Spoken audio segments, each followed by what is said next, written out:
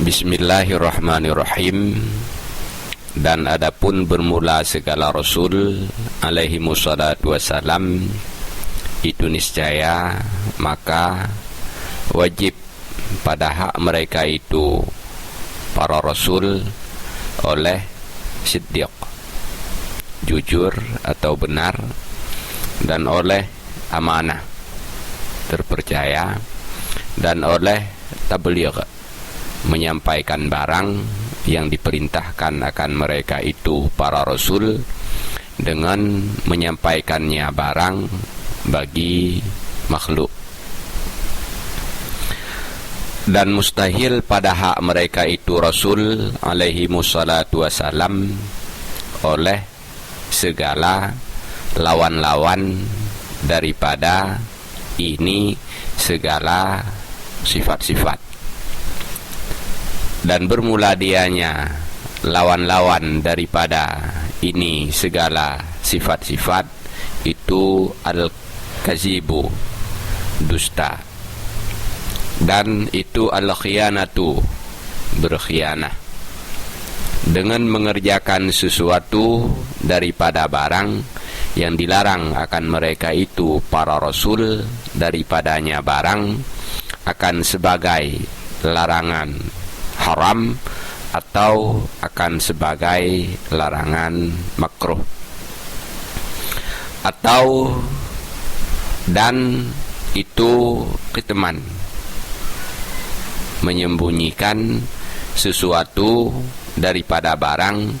yang diperintahkan akan mereka itu para Rasul dengan menyampaikannya barang bagi makhluk.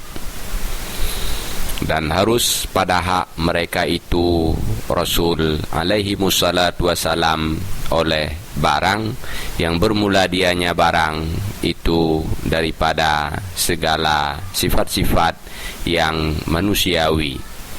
sifat-sifat manusiawi allati yang tidak membawaki ianya sifat-sifat manusiawi kepada kurang pada martabat-martabat mereka itu para Rasul yang tinggi, seperti sakit dan seumpamanya sakit.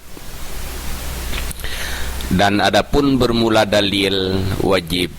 benar mereka itu para Rasul alaihi musallatu wassalam itu niscaya maka karena bahwa sungguh mereka itu Rasul, jikalau tidak benarlah mereka itu Rasul, niscaya lazimlah dusta pada khabarnya Allah Ta'ala, karena membenarkannya Allah Ta'ala bagi mereka itu para Rasul dengan mukjizat yang bertempat ianya mukjizat pada tempat firman-Nya Allah Ta'ala, sadaqa abdi fi kulli ma yuballighu anni, benarlah hambaku pada tiap-tiap barang yang menyampaikan ia hambaku daripadaku. Dan adapun bermula dalil wajib amanah bagi mereka itu Rasul alaihi musallatu wassalam itu niscaya maka karena bahwa sungguh mereka itu para Rasul,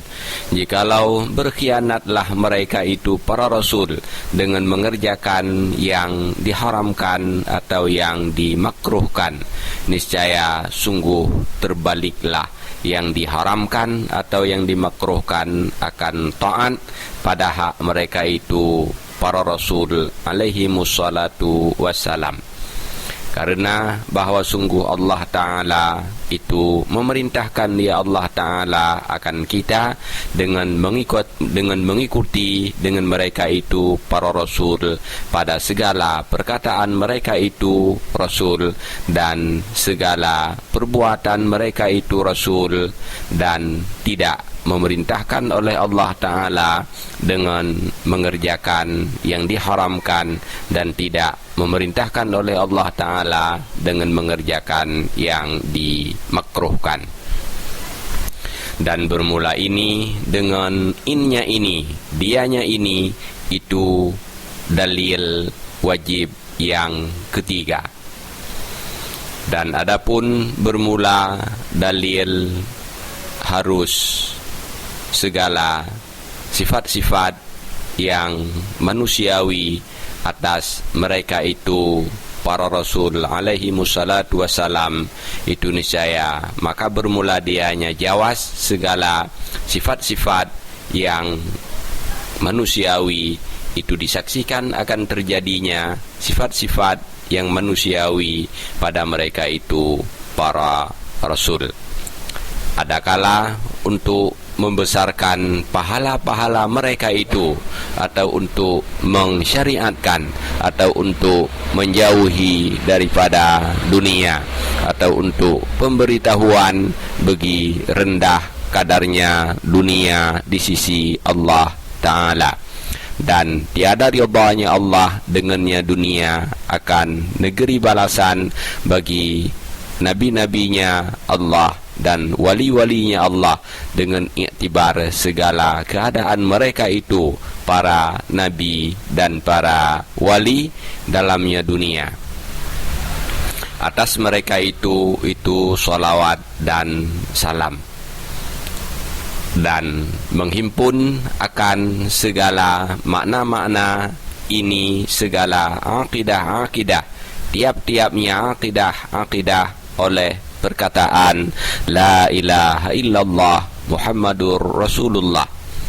karena bermula makna uluhiyah itu terkaya Tuhan daripada tiap-tiap barang selainnya ilah, dan berhajat tiap-tiap barang selainnya Tuhan kepadanya Tuhan. Maka bermula makna La ilaha illallah itu tidak ada yang terkaya daripada tiap-tiap barang selainnya Allah, dan itu berhajat kepadanya Allah oleh tiap-tiap barang selainnya Allah